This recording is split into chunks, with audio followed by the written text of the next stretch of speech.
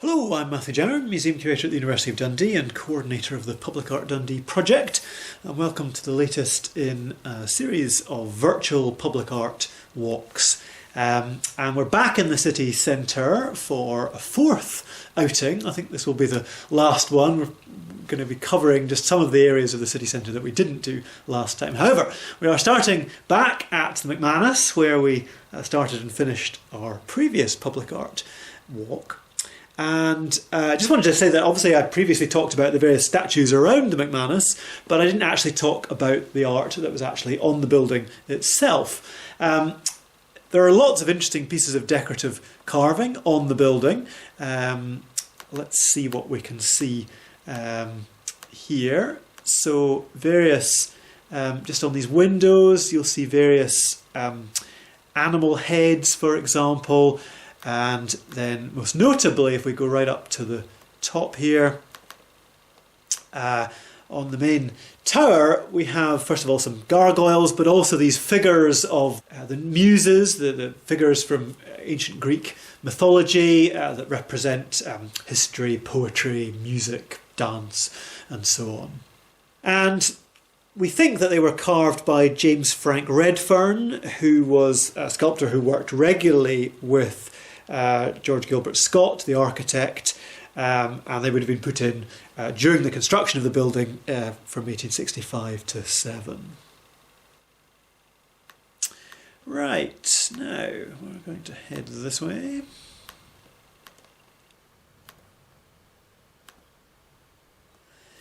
Okay, so we're going on to Panmure Street, and first of all, again, just to point out some nice Victorian carving on this quite grand building here. You'll see all these succession of bearded heads.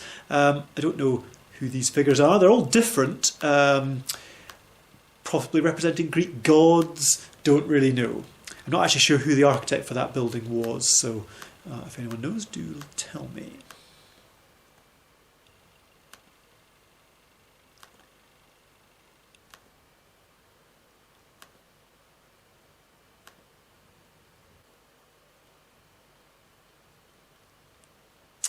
Now, I'd like to draw your attention to these nice little pieces of stone carving on what's now next here. These were created by the artist and stone carver Gillian Forbes in 1999. And they were a Dundee Public Art Programme commission. And they were created at the time that this new building was built. And they're actually inspired by some of the archaeological finds that were dug up during the investigation of the site that preceded this new building being built here. There were ancient, medieval and earlier middens and all sorts of interesting pieces of food and so on were found. So that then inspired these figures. It's called cornucopia. And so some of the different sort of foods and so on here. Also worth pointing out these lovely railings here. This is more of the wonderful bespoke street furniture that David F. Wilson created all around the city centre, and I've talked about that in previous tours as well, but these ones I think are particularly nice.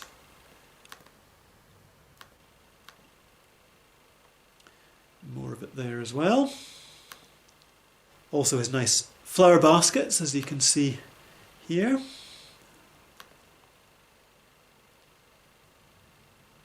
Quite complex ones there.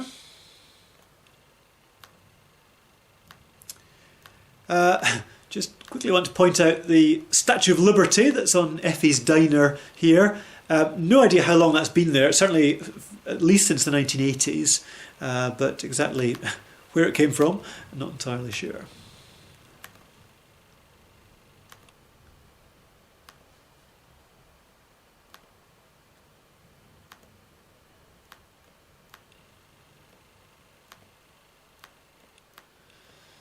Now, just on this gable end here, where Marketgate has cut through King Street, creating this new gable end here, they've sort of bricked it off, and then this wonderful artwork here was created in 1995 to 6 by the artist Keith Donnelly. This again is a Dundee Public Art Programme commission. It's called Ring of Roses. And Donnelly was inspired by the fact that the Wishart Arch is just nearby, which of course is one of the traditional entrances into the historic town of Dundee, and it was also effectively a barrier to keep out undesirables, and it was used, for example, to keep out plague victims during the Middle Ages. And so that then inspired him to think about the children's nursery rhyme, Ring of Roses, which of course is about the plague. And he then had this idea of sort of rose petals. I think he was originally thinking of sort of children holding hands, you know, as they're singing the song. But in fact, those became 9 hands to represent the 9 trades of Dundee, holding these little heart sort of lockets with symbols of the 9 trades on them. So I'm going to carry on driving down the wrong side of the road here. Doesn't too much traffic, I think we're all right. And then we're just going to go down into the retail park here. And here we have this very tall sculptural piece called DNA. This is by Diane McLean, created in 2006. And this was a Percent for Art piece at the time that the retail park was being developed. And she was kind of thinking about the regeneration of Dundee and the new industries, and in particular, of course, Dundee's massive growth as a centre for life sciences and biotechnology. And so this, of course, is based on the traditional DNA helix, but it's also hands holding another DNA spiral. Now, kind of right beneath this multi-storey car park here, and what we have here is a piece that actually you can't really appreciate just seeing a still image here, so I'll have to cut to some video footage to show it moving. This is a piece called Wind Vale, which John Gray, the public art officer for Dundee City Council, created based on an idea by an American artist, Ned Kahn, where all these individual pieces basically move in the wind, and it creates this extraordinary sort of rippling effect that's kind of like water. It's absolutely amazing. You can kind of stand there and stare at it for ages, hypnotically.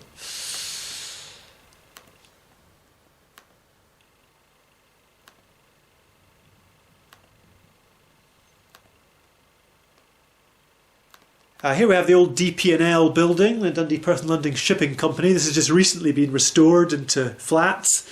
The building was built by the architect James McLaren in 1891, and it's got some very nice decorative features on it. You can see some of the carving here, some nice urns at the top there, and there's some interesting sort of gargoyle-like figures above the main entrance there.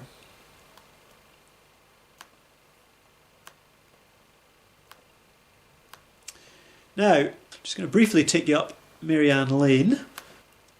There's actually nothing to see at this point, but this is now a legal graffiti wall, and on the right you'll find all sorts of interesting artworks that are regularly changed by different graffiti artists. The building on the left has actually just been demolished earlier this year, so there was art on all up that as well, but unfortunately that's all gone now. So there's only one side of the graffiti wall, but it's worth having a look there because there's always new things to see. And it was closed off at the end here for a long time, but it has now been opened up again.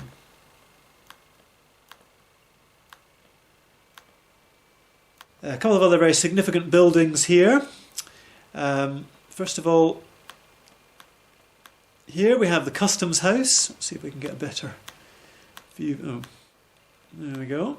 Which has this very splendid facade. This was built by the architects James Leslie and John Taylor, 1842-3.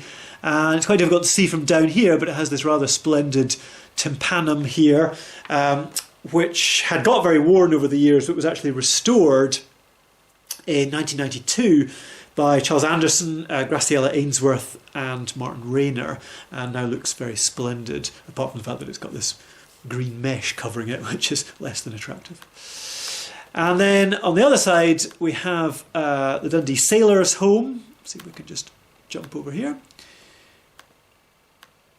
which has, first of all, got a very splendid entrance with this nice head here and this gorgeous gate. But there's also nice carving up the top as well. And you'll see the names of some famous sailors there, including Duncan, of course. And there's another little tympanum there as well. And that's Ireland and McLaren, 1881.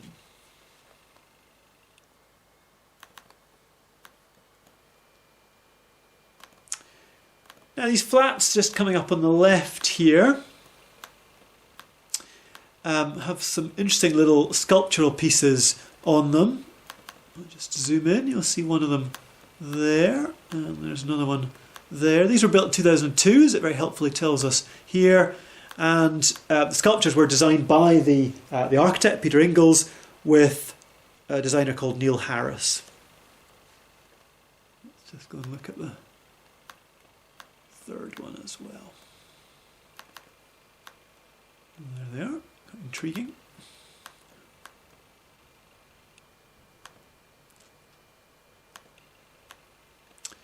This is the old Watson's Bond building here, and you'll notice this very nice gate here. This is one of many that were created by P. Johnson and Company at Rathbuyers Forge, and I've shown you several others on previous tours as well. And he did another one round the front of the building, which we'll see in a moment. Now, on the corner here, of course, we have the bus station, and if we just pop inside, there are a couple of nice pieces. Some beautiful stained glass by Liz Rowley, and some mosaic pieces by Sarah Daly. And I think the two artists worked in collaboration on jointly creating these to complement each other's work. And these were done at the time this new entrance was built in 1998. We're going to head into town up Seagate in a moment, but for now I just want to head back this way, just briefly, to show you a couple of things. Firstly, just on the corner with Queen Street here, there's this very wonderful building now called Magnum House, a fantastic Art Deco building from 1934, which has this wonderful ship carving on it. Beautiful piece of Art Deco sculpture. The building was designed by Cornelius Armour in 1934, but as with so many of these, we don't know who did this lovely bit of carving.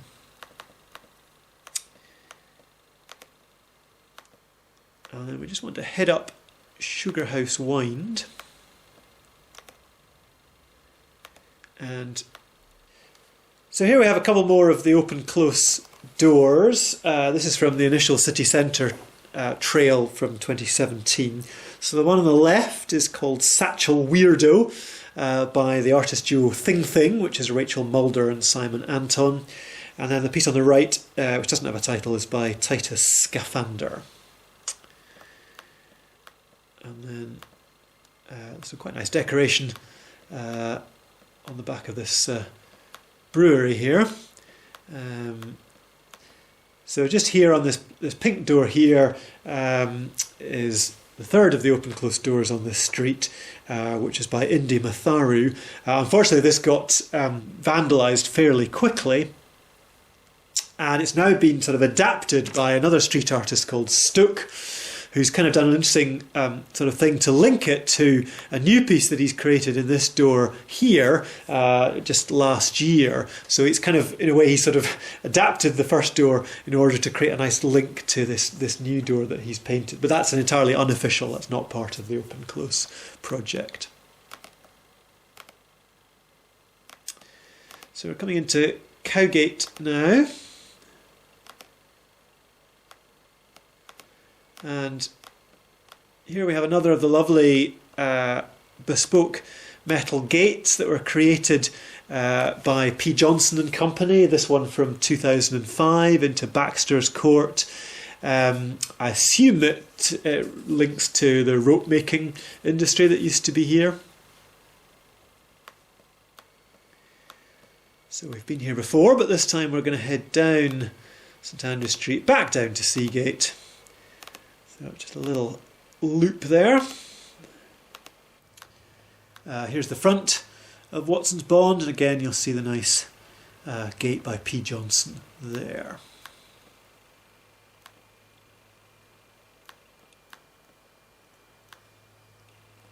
Can't see it very clearly with the scaffolding, but there's a little bit of stained glass just above the door here, which I think was put in probably in the 1980s. This is another piece that we think is by this husband and wife team from Aberdeen that I've mentioned a few times on other tours, but have yet to actually discover their names. So again, if anyone can tell me, do please let me know. Now, if we just head up Peter Street, there are a few interesting pieces. First of all, on this wall, it's at the moment has various other things, where Yvonne's fancy dress shop is, there is now a nice little wing mural that you can do sort of selfies on by Psyche, done last year, 2019.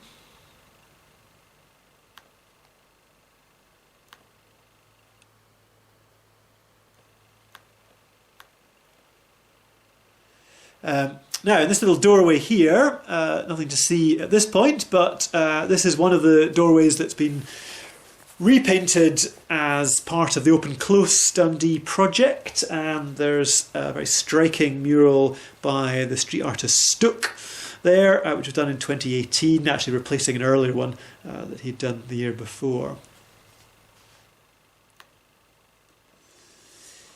Now, just at the entrance to this little sort of tunnel that takes you through to the Murray Gate here, we have one of a pair of mosaic pieces that you'll see on the ground here, and we'll be able to see the other one when we go through. These are called Fire and Water, so this is Fire, and they're by the Sight in Sight duo of Chris Kelly and Chris Biddlecombe, created in 1997, and they were obviously thinking about the history of the area, and so the water is obviously thinking about this was once one of the main routes down to the harbour, and the fire is thinking about the witch burnings that took place or were alleged to take place actually at the bottom of Peter Street, most famously of Grizzle Jaffrey, and in fact there's a little plaque to her as part of the Dundee Women's Trail just in this little tunnel here.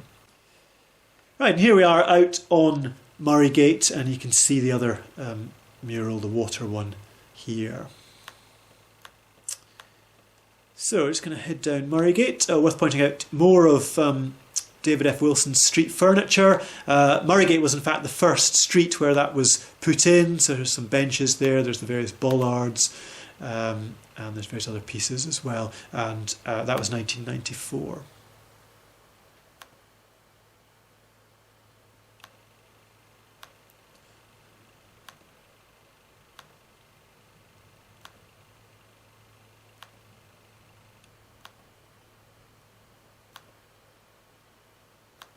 Now, Commercial Street was obviously very grand businesses and shops and so on, and so there are a lot of nice decorative carving here. And so there's one example here outside Nichols with this very grand head here. That was the architect David Rind, 1878.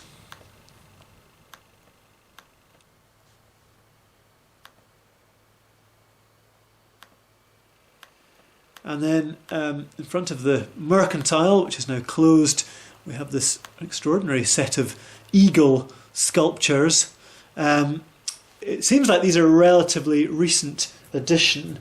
I've certainly seen a photo of the building from the 70s, which doesn't have it on it, so I'm assuming they were probably added sometime in the 80s, presumably along with this sort of Art Nouveau style head here above the door, but not entirely sure about that.